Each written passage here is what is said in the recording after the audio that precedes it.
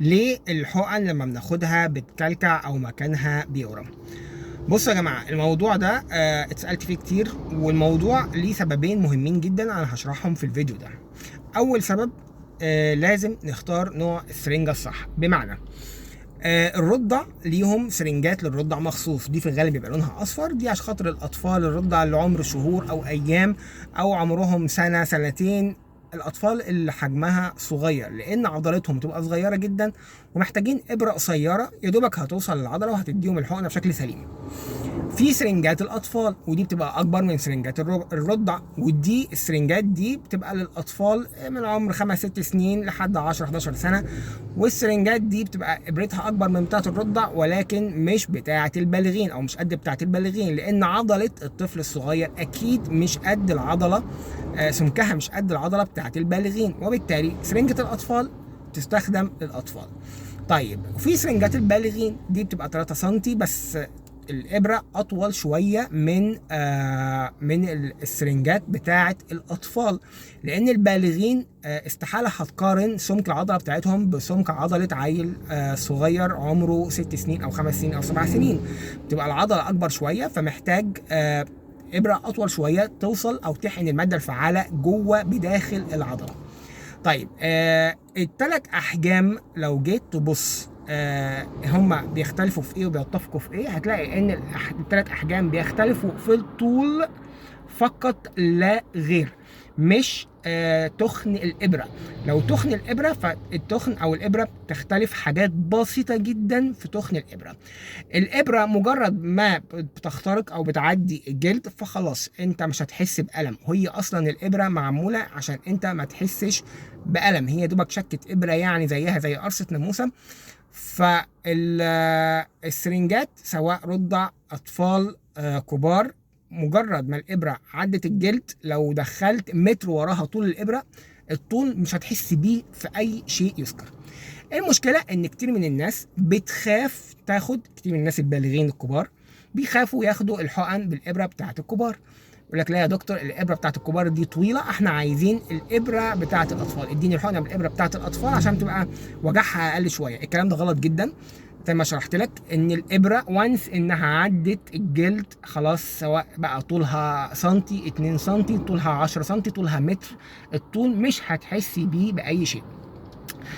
فاللي بيحصل ان لما بتاخد الحقنه بالابره بتاعه الاطفال الابره ما بتوصلش للعضله من جوه، انت عايز الابره توصل للعضله من جوه. لو تاخد بالك اغلب الحقن مكتوب عليها للحقن العضلي العميق، انت عايز الابره توصل للعضله من جوه، وخصوصا لو انت شخص كبير وبالغ وجسمك مليان شويه فبيبقى العضله كمان عليها طبقه دهون كبيره، وبالتالي لو استخدمت ابره الاطفال يمكن اقول لك ان الابره ما توصلش للعضله، يا دوبك توصل او تعدي طبقه الدهون، ما تلحقش توصل للعضله، وانت كده بتحقن الماده الفعاله مش في العضله، بتحقنها في طبقه الدهون.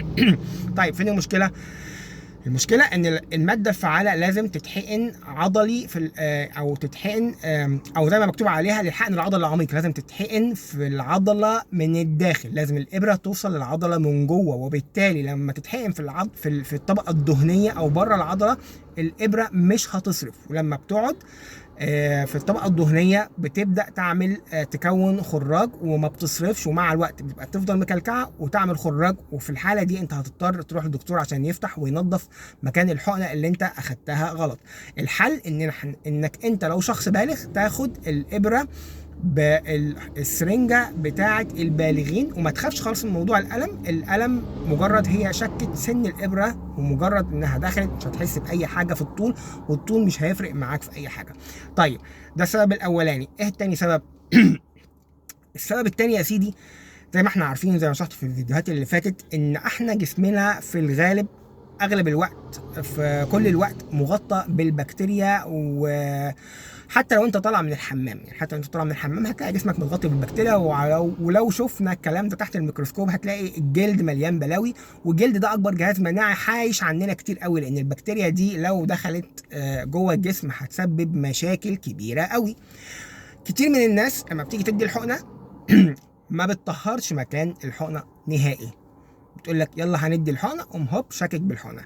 طبعا انت اللي مش متخيله او مش مستوعبه ان سن الابره الصغير ده بيدخل عليه مئات البكتيريا الصغيره اللي انت ما بتشوفهاش بعينك المجرده، وممكن كمان مش مئات، ممكن الافات بتدخل مع سن الابره مكان ما انت هتدي الحقنه اللي انت ما طهرتهوش، وبالتالي انت اخدت البكتيريا من على الجلد ودخلته جوه الجسم، اللي هو الجلد وظيفته ان هو بيحميك من دخول البكتيريا دي جوه الجسم، انت دخلتها بايدك. وعشان كده بنقول يا جماعه ما فيش حاجه اسمها ادي الحقنه من غير ما تطهر، لازم قطنه فيها شويه كحول او شويه مطهر وتقوم ماسح قبل ما تدي الحقنه في المكان اللي هتدي فيه الحقنه الاول. كده انت هتضمن انك هتاخد الحقنه بشكل سليم، ولما تاخدها كمان بسرنجه الكبار يبقى انت اخدت بالابره السليمه بالشكل السليم، مش هيحصل اي خلاريج ان شاء الله. نقطه تاني او نقطتين عايز انبه عليهم. الحقنه يا جماعه ما بتضربش غير في المنطقه اللي بنسميها upper outer quarter. upper يعني اعلى زي upper Egypt مصر العليا، اوتر يعني اوت خارج، الربع الاعلى الخارجي. الكوارتر يعني ربع، يعني ابر اعلى، اوتر خارج، كوارتر ربع، الربع العالي اللي من بره. يعني انت بتيجي تدي الحقنه بالنظر كده بتقسم مكان العضله 4/4 وبتختار الربع الاعلى الخارجي وبتدي في نصه الحقنه وتدخل الابره وبتديها بشكل سليم زي ما احنا اتفقنا، وبالتالي الابره مش هتحصل او مش هتعمل معاك اي خراريج او اي مشاكل. يا رب يكون الفيديو مفيد واستفدنا منه، ولو عندك اي مشاكل او عندك اي استفسارات سيبولي في التعليقات ان شاء الله وهجاوب عليه في الفيديوهات الجايه.